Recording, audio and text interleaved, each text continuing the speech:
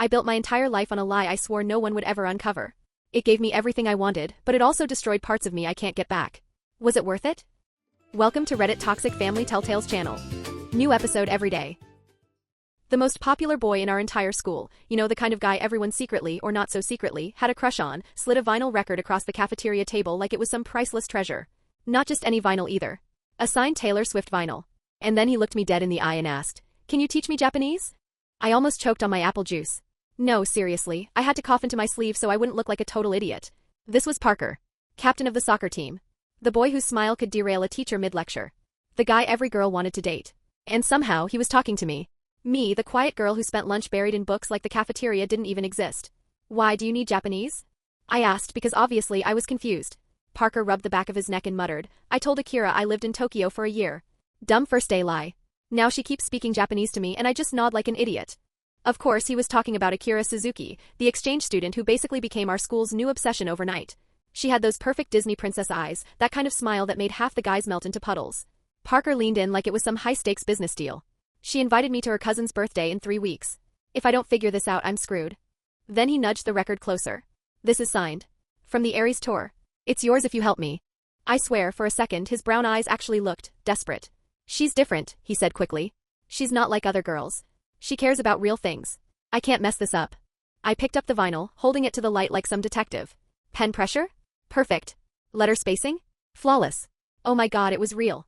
"You got yourself a deal," I said, maybe a little too dramatically. And just like that, we started.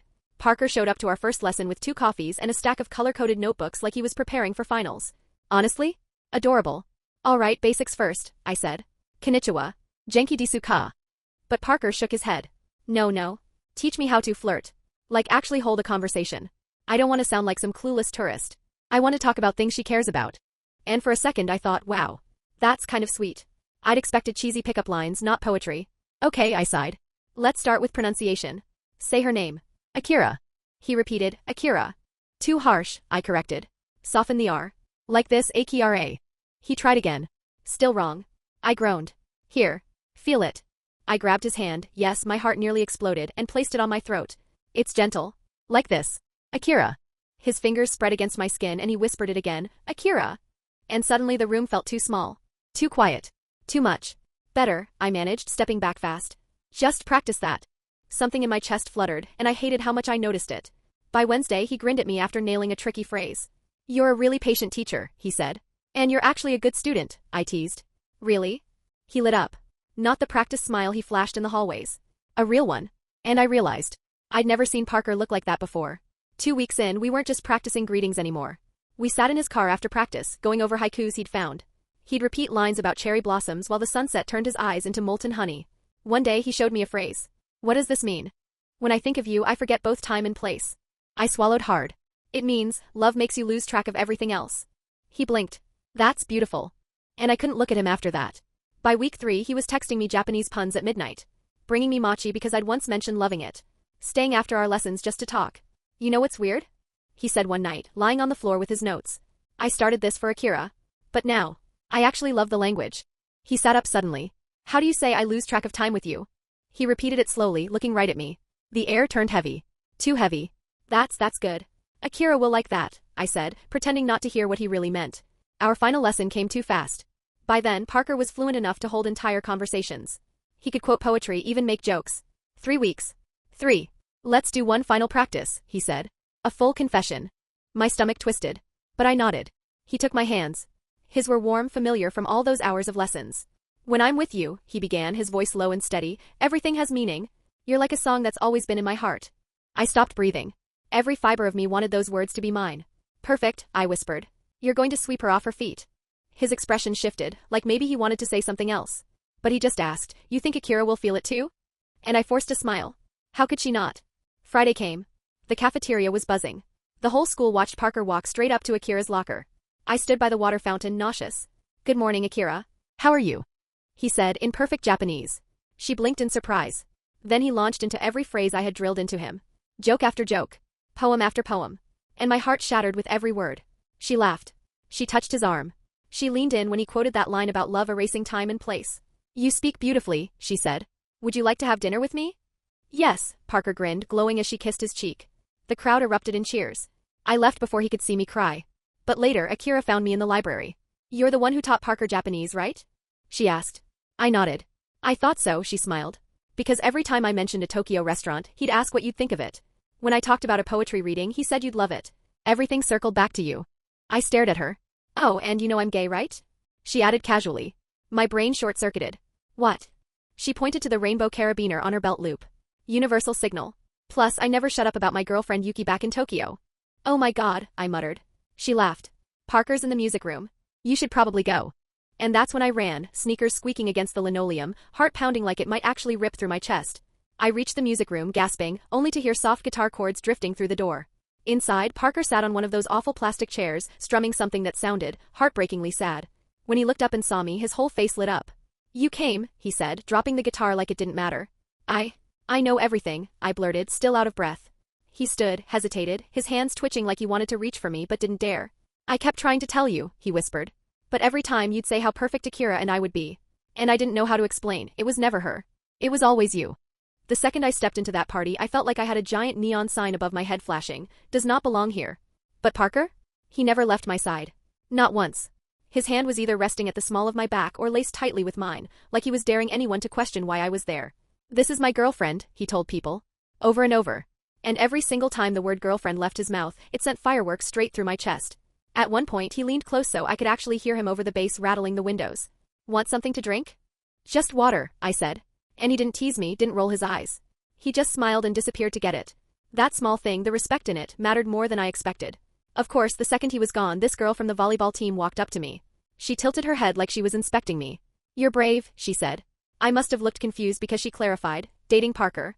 Every girl in this school wants him." I gave a nervous little laugh. "Didn't exactly plan it." She grinned. "The best things never are." An hour in, Madison arrived with her little entourage. Perfect hair, perfect clothes, all matching like they'd coordinated on purpose. She made a big show of pretending not to look at us, but every time Parker leaned in to whisper something in my ear, I could feel her eyes on us.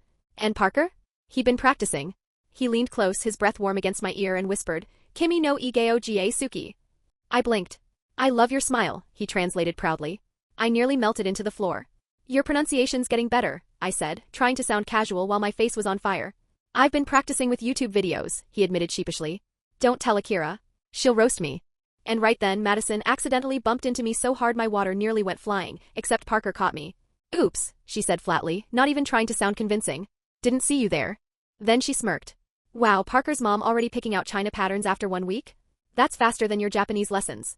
At least those took, 3 weeks before the big confession? You're just so easy to miss." Before I could even open my mouth, Parker stepped between us. His whole body language shifted. Protective. Firm. "Madison. That's enough." "What?" She blinked innocently. I said it was an accident. But then she dropped the act. "I just don't get why you're wasting time with this, library mouse. You could." "When I could what?" Parker cut her off. His voice was calm but sharp like ice. I'd never heard him sound like that. She faltered. "Date someone more on your level. Someone who cared about my popularity? Someone who spent 2 years trying to change me." His words cut clean through the noise of the party. Even the music suddenly felt quieter. Madison's face flushed. "I was trying to help you reach your potential." "No," Parker said firmly. "You were trying to turn me into your accessory." Then he reached for my hand. "She sees me. For who I actually am. And that's worth more than all the fake crap you ever cared about." And with that, he led me out. The car ride was silent at first. Parker's jaw was tight, his knuckles white on the wheel. Finally, he exhaled. "Wanna go somewhere else? Somewhere actually fun?" 10 minutes later, we were at this tiny neighborhood park near the elementary school, sitting on swings clearly built for kids. The chains creaked, the wood chips crunched under our sneakers. The moon was so bright we didn't even need the streetlights. "Sorry about Madison," he muttered, dragging his shoes in the dirt. "And sorry if the party was too much. My friends can be a lot." "They were actually nice," I said honestly. "Not what I expected. They really care about you." He stopped swinging and looked at me. "You're not what I expected either." "What did you expect?" He thought for a second, kicking at the ground. "Honestly? Someone intimidating. You always look so focused when you read, like you lived in another world. One I'd never be allowed into." "Someone like you?" I asked, teasing a little. He gave me a sheepish smile. "Yeah. Dumb jock. Good at kicking a ball. Not much else. So your solution was inventing a fake life in Tokyo?" I laughed. He groaned and covered his face with his hands. It sounded like a good idea for 5 seconds. Then Akira started firing actual Japanese at me and I just panicked. Kept nodding like a total idiot. "What did you even think would happen?" "I didn't think," he admitted with a laugh. Then he lowered his hands. I just saw you sitting there with that dragon book and thought, this is my chance. Finally. Finally, talk to me? My voice was barely a whisper.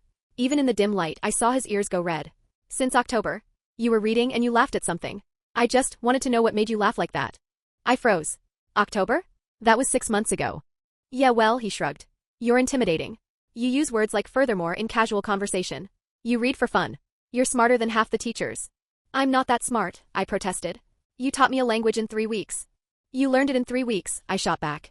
That's way more impressive. We stayed there, swinging and laughing and talking about everything and nothing until nearly midnight. His mom eventually texted to check we were alive.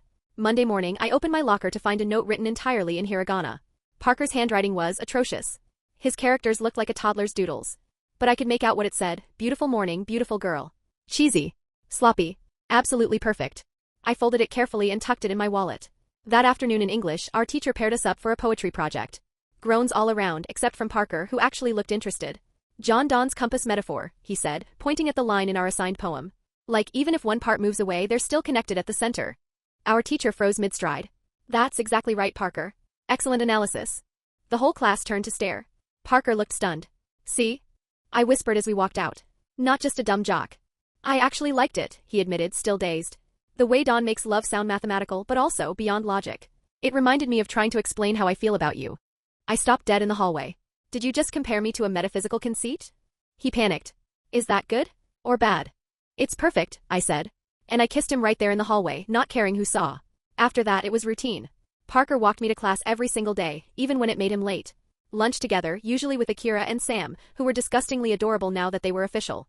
After school, I sat in the bleachers while he practiced, then he drove me home. It felt like we'd been doing it forever. One day, Akira brought Japanese snacks. Pocky, weird Kit Kat flavors. She and Sam demonstrated the Pocky game, giggling when it ended in a kiss. Then she tossed us a box. Your turn. In the cafeteria? I squeaked. But Parker was already tearing it open. Come on, I want to try. We were a disaster. First stick snapped in half. Second, I dropped it laughing. Third time? We actually made it to the middle. And yeah, the kiss tasted like chocolate and strawberry. You two are gross, Sam complained, though she was grinning. This from the girl who just made out over a snack? Parker shot back. Akira nearly fell over laughing and started teaching us all kinds of slang that definitely wasn't in any textbook. How do you say Parker's an idiot, but he's my idiot? I asked. She scribbled it down. Parker tried to sound it out, then gasped. Hey. Accurate, Akira said. Painfully accurate, Sam agreed. Those lunches became my favorite part of the day.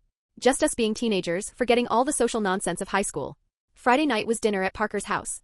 His mom had been planning it all week, she even texted me personally. The moment we walked in, she hugged me. Finally. The girl who got Parker to actually study. Dinner was chaos.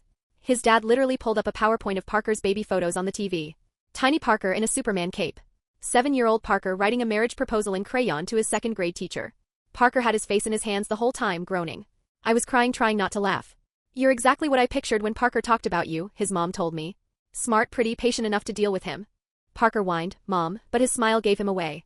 Later, upstairs in his room, I finally noticed the stack of books on his desk. Japanese for dummies. Manga with vocab lists. Even a kid's workbook. All full of his messy notes. You've been studying on your own? I asked, flipping through. He rubbed his neck. I thought, maybe if you said something in Japanese I could respond without embarrassing myself. I wanted you to think I was smart. I already thought you were smart, I said softly. He sat on his bed looking at his hands. I know what people think. Pretty face. Good at soccer. Probably peaked in high school. But I wanted you to see something more. I sat beside him and took his hand. I do see more. You're the guy who learned a language in 3 weeks. Who sees poetry and math. Who's kind and funny and way smarter than you give yourself credit for. His fingers tightened around mine. When you say it, I almost believe it. Then believe it, I whispered. And this time he did. The next week, Madison made one last desperate grab at attention. I was at my locker swapping books between classes when I heard her voice carry down the hallway. She wasn't just talking to her friends, she was performing for the entire corridor. I just find it so fascinating, she said loudly, twirling a strand of perfectly curled hair. How some people suddenly become popular just by dating the right person. I mean, Parker talking about metaphysical conceits? The compass metaphor? Since when does he even know what poetry is? The hallway quieted. Everyone knew who she meant. Everyone was waiting for me to react. I turned, slow and steady, and faced her little entourage. All of them wore identical masks of fake concern. You're right, Madison, I said, surprised by how calm my voice came out. 3 months ago I was in the library reading. And Parker? He was watching me from across the cafeteria, too nervous to even say hi. So tell me, which one of us really changed? Her mouth opened and closed like a goldfish gasping for air. Somewhere in the crowd someone laughed, and I'm pretty sure it was one of her own friends. You only caught his attention because of Akira, Madison snapped, her face reddening. Actually yeah. Parker's voice rang out behind her. She spun around and there he was, standing with his soccer teammates, all of them grinning like they just bought front row seats to the best drama of the year. Akira gave me an excuse, Parker admitted, shrugging. But I should honestly send her a thank you card. She's the reason I finally talked to the girl I liked. One of Madison's friends muttered, "This is pathetic," and tugged on her sleeve. "Let's just go." As they stalked off, another whispered, not quietly enough, "God, Madison, let it go already." That was the last time she tried anything. From then on she pretended Parker and I didn't exist. Which honestly was the best outcome possible. That Friday the intercom crackled during last period. "Attention students, the spring dance theme will be Enchanted Garden." Cheesy? Absolutely. But the halls buzzed with excitement anyway. $20 says Parker asks you with some dramatic Japanese sign, Akira teased as we walked out of class. He wouldn't, I insisted. But in my head, I was already picturing what he might do.